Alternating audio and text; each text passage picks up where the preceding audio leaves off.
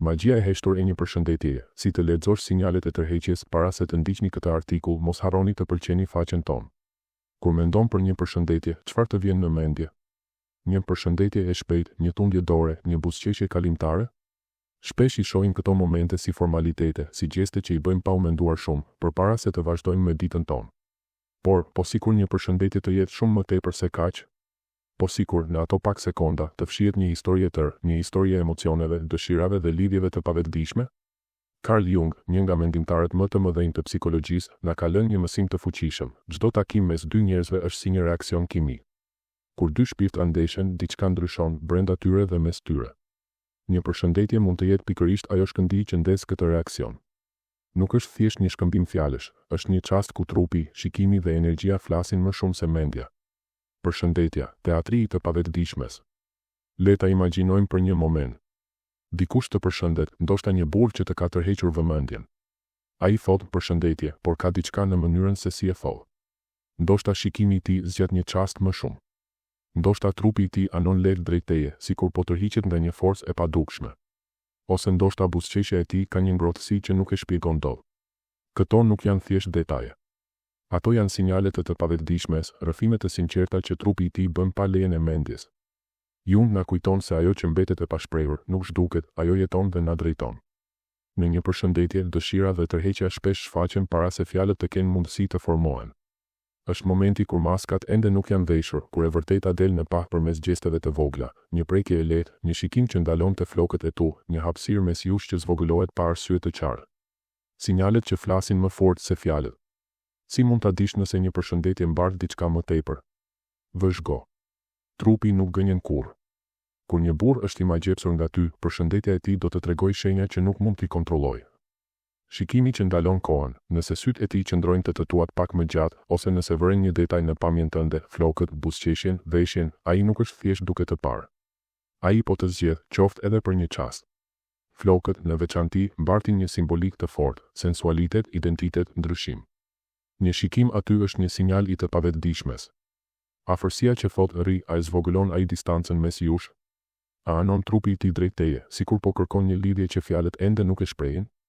Ky është trupi i tij që flet para mendjes, që tregon një tërheqje të cilën ndoshta as ai vetë nuk e ka kuptuar plotësisht. Buzëqeshja që ndriçon, një buzëqeshje e sinqertë shoqërohet shpesh me një ngritje të lehtë të vetullave, një shenjë e pavullnetshme e gëzimit dhe habis. Nëse e sheh këtë kur ai të përshëndet, diçka brenda tij po lëviz. Prekja që zgjat, një përqafim që zgjat gjysmë sekonde më shumë, një dorë që sfiron tënden, një kontakt i lehtë, këto janë ura emocionale. Trupi i tij po kërkon lidhje, edhe nëse ai ende nuk guxon ta thotë me fjalë. Magjia e të qenit e pranishme. Një përshëndetje nuk është vetëm një moment për të vëzhguar tjetrin, është edhe një mundësi për të lënë gjurmën tënde.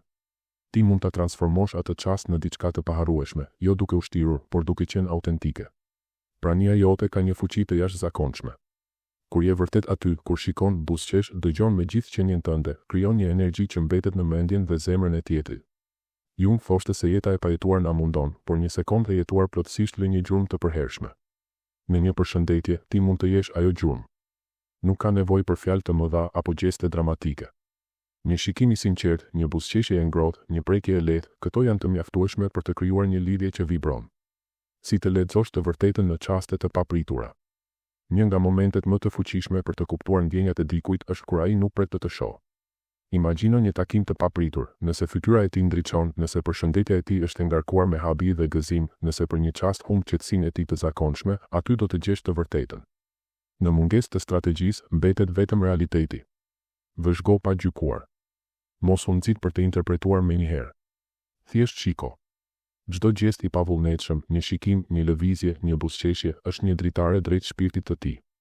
Dhe nëse e sheh veten të pasqyruar në këto çaste, atëherë tashmë ke prekur diçka brenda ti, jo me duar, por me energjinë tënde. Përshëndetja si ritual i lidhjes. Çdo përshëndetje është një mundësi për të krijuar një lidhje, për të ndezur një shkëndijë, për të zbuluar një të vërtetë. Është një ritual ku dy shpirtra takohen, qoftë edhe për pak sekonda. Nëse ai të përshëndet me një shikim që ndalon kohën, me një afërsi që tregon dëshirë, me një buzëqeshje që ndriçon, ai është i magjepsur nga ty, ndoshta pa e kuptuar ende plotësisht. Ti ke fuqinë të mësosh të lexosh këto sinjale dhe të krijosh momente që lënë gjurmë. Bashkohu me ata që zgjedhin të shohin përtej sipërfaqes, që studiojnë gjuhën e të pavetëdijshmes dhe transformojnë çastet e vogla në revolucione të heshtura. A ke përjetuar ndonjëherë një përshëndetje që të bëri të ndihesh e parë, e dëshiruar, e veçantë? Ndaje historinë tënde. Dhe nëse dëshiron të mësosh më shumë për artin e të lexuarit të padukshmes, vazhdo të eksplorosh me ne. Sepse, siç thoshte Jung, derisa e pavetëdijshmja të bëhet e vetëdijshme, ajo do të drejtojë jetën tonë. Por ti je këtu për të sjellë dritë dhe gjithçka fillon me një përshëndetje.